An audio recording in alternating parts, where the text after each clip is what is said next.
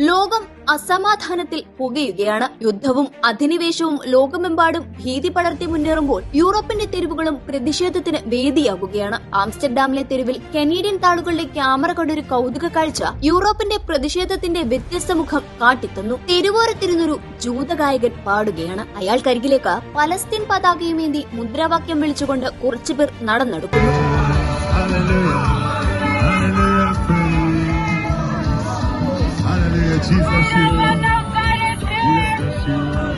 ഗാനത്തിന്റെ താളത്തിനുമപ്പുറം മുദ്രാവാക്യങ്ങൾ ഉയരുന്നത് കണ്ട ജൂതഗായകൻ പാട്ട് അവസാനിപ്പിച്ച് അക്ഷോഭ്യനായി നടന്നു നീങ്ങുന്നു. കല്ലേറും കയ്യേറ്റവും അക്രമവുമില്ലാതെ തികച്ചും സമാധാനപരമായി പാടിയും പ്രതിഷേധിച്ചും ഒരുമയിൽ പിരിയുന്ന ഇത്തരം സാഹോദര്യത്തിന്റെ മുഖം ലോകത്തിന് തന്നെ മാതൃകയാണ്. ആധുനിക ലോകത്ത് സമാധാനമെന്നത് വലിയ വിലയുള്ള വസ്തുവാണ്. വിതയ്ക്കുന്നത് കൊയ്യുക എന്ന കാലത്തിന്റെ കൽപ്പനയിൽ നിരപരാധികളായ പാവം മനുഷ്യരുടെ ചുടുചോര വീണ കുതിരാതിരിക്കട്ടെ.